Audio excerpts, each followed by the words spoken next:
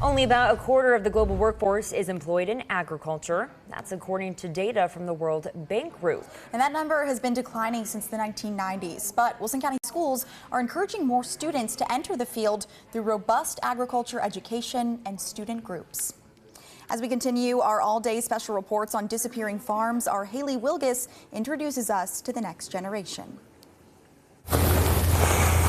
Future farmers of America, or future microbiologists, veterinarians, and attorneys. I'm very interested in environmental science, and I believe it would be really cool to become an environmental lawyer and focus on that aspect of things. With our natural resource management class here at Lebanon, we got a lot of hands-on experience with trout and wildlife and a lot of other things that involves the environment, and so that really intrigued me.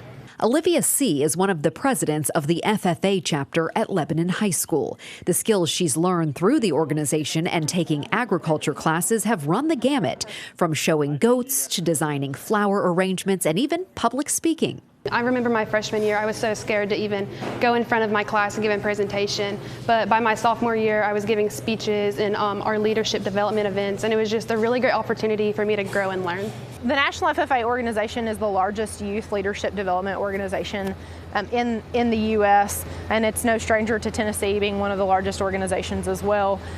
Something that's near and dear and I am passionate about. I think the biggest thing, regardless of if students decide to pursue a career in agriculture or not, it gives them the ability to think critically, to also speak and converse and problem solve with others, the opportunity to travel, to experience other cultures, scholarships and financial opportunities.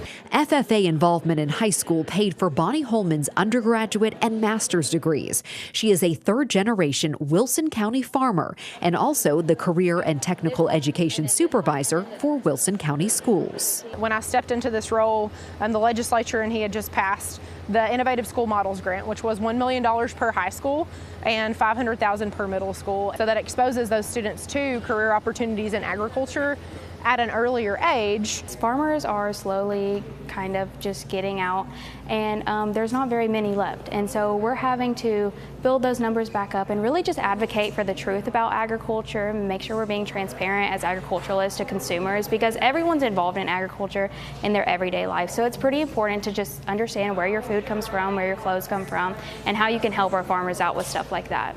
Maddie Shackleton, also an FFA president at Lebanon High, plans to pursue a degree in agriculture.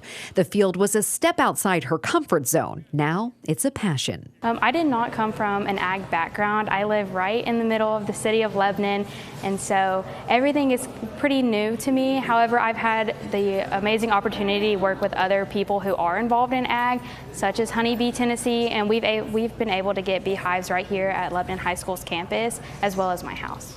Honey and other foods we eat, the clothes we wear, and even the fuel we put in our vehicles rely on agriculture. And the future of the industry depends on these bright young minds to carry it forward. In Lebanon, Haley Wilgus, News 2. One of the biggest barriers to entering the farming industry is the rising cost of land. Organizations are working to change policy in Congress to help support young farmers and ranchers.